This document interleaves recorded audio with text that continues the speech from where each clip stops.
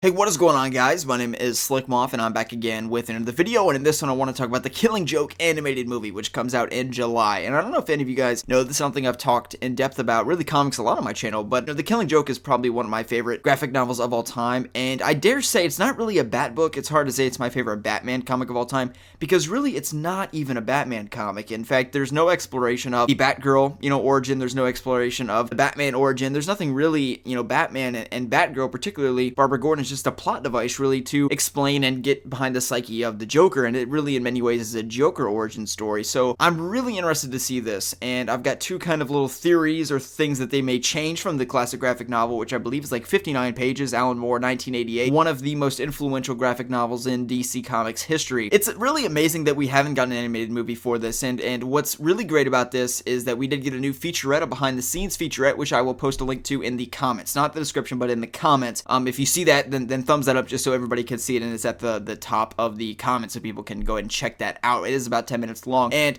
I want to talk about two things that I think they may change about the movie, and one thing they're changing for sure about the movie, and really is why I'm so excited for it, is that they are changing things of it. Usually with The Dark Knight Returns, for example, directed by Jay Oliva, who directed Batman Bad Blood and a lot of other recent DC animated movies, Flashpoint Paradox, which many of you have seen, which I only recently saw probably this weekend, so like 4 or 5 days ago, and I loved it. It was really good, of course, and I know everybody was saying how good it was, but I had not seen it up to this point. Anyway, what's really interesting about this is that they're adding to the story, and usually, again, with The Dark Knight Returns, also directed by Jay Oliva, Part 1 and Part 2, there's not really anything additional there. It's just the comic book being adapted to a movie, and that's awesome. That's great. We love that. But this one's going to add stuff to the very short comic book, the very short graphic novel that was a one-shot at the time, and this is going to add to that story. What do I mean by add to that? Well, as I mentioned, The Killing Joke is not a Batman story. It's definitely not a Batgirl story or a Barbara Gordon story, not even a Jim Gordon story. It really is Joker's story.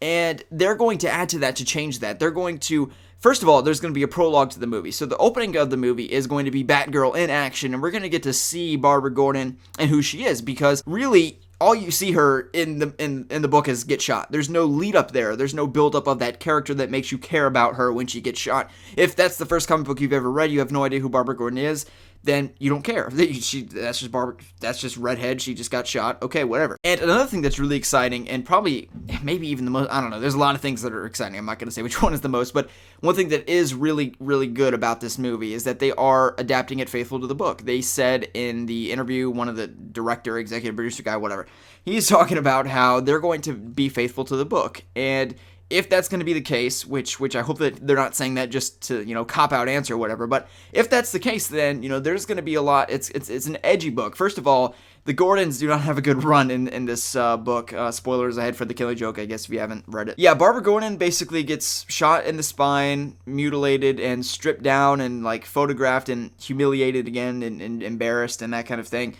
So, obviously, bad for her. She's kind of the focal point of the book in terms of a plot, driver, whatever. And Jim Gordon also gets stripped down naked, and taken on a roller coaster ride, also embarrassed and kind of humiliated.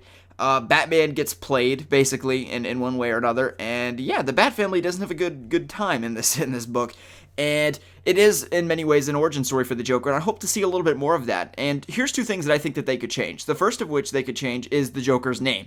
I have not read the book in probably around 6 months, I would say, but I've read it many times, but I can't remember if they actually give his name, if they say what his name is, the Joker, of course. Something's telling me that they say Jack, not Jack Napier, because that's a 1989 movie, but I have a feeling that they say his name. Anyway, the point is, maybe Jack White, I don't know.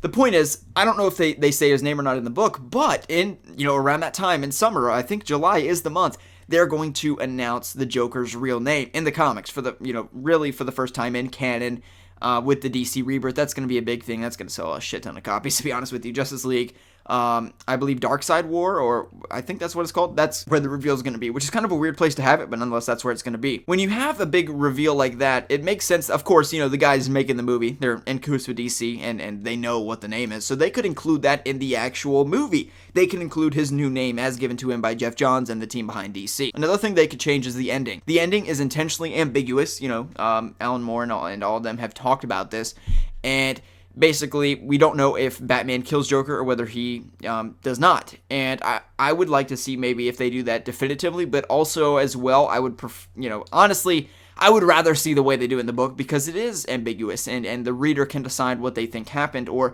not even what they think happened, at least not in my case, what you want to happen. You know what I mean? Like when there's a cliffhanger like that, you can pick which you want, like kind of like in Inception. If you've seen that movie, you can pick which ending you like and then just go with that. Just convince your mind that that's what happened. And if you guys know my position on Batman, you know what I convinced myself of what happened at the end. He didn't kill the Joker, but some of you may have wanted that to happen. In Interstellar or in Inception, I really think that he's in the real world. So that's something I would like to actually stay the same, but I'm just saying that's something that they could change. And you see these images, they look amazing. The Batgirl prologue is going to be phenomenal. We're going to get to see Batgirl in action, and based off her comic interpretation, you know, she was good in the animated series, but the same voice actress is returning who played Harley Quinn in the Arkham game. She's going to be Batgirl in this, and I really like the voice actress for Barbara Gordon in the Arkham games, but, you know, she's not a game voice actor or, you know, animated voice actor. She's in, like, Twilight and stuff. I forget her name. Ashley Greene is her name. But I thought she was the best Barbara Gordon ever, but Tara Strong is also a very strong Batgirl, so I can't wait to hear her as well. So, yeah, I could just ramble on and on. It's going to be great. We're going to get a Batgirl prologue that show her in action kicking ass. That's going to be amazing, and it'll add more depth to when she ultimately gets shot. And I think what really lies on this, I think the movie's going to be amazing either way, but one of the things that's really going to contribute to the success of the movie is if they do stay faithful to the canon, if they show everything in its graphic nature and really don't hold back. And if it is truly 100% faithful to the canon and to the book, it could very well be the best DC animated movie of all time, and that's saying something. You're talking about Under the Red Hood, again, Flashpoint Paradox, but nonetheless, I think it could absolutely be up there, and I can't wait to see it. So, anyway, guys, hope you all have enjoyed the video. That's a little bit of my rambling about the Killing Joke animated movie. Let me know your thoughts in the comment section below. We have a lot to look forward to here in the summer. Joker's reveal, DC Rebirth, we've got the Killing Joke animated movie, of course, and then later in the year, we have Suicide Squad leading into 2017, where we're going to have tons of DCEU movies as well. Just a great time to be a DC fan. Keep in mind as well, Warner Brothers Montreal cooking up some stuff. 2016 in the summer, Telltale Batman, the new Batman video game's coming out, and then Warner Brothers Montreal, I suspect maybe even in that summertime at E3, we're going to learn more about what they're making, whether it's another Arkham game, whether it's a Suicide Squad game. I don't think that's the case, but I think it's more likely to be an Arkham game, but that's just me. Okay, I could ramble on and on and on and on and on and on, as I always do. Okay, let's end the commentary here. We'll see you in the next one, guys.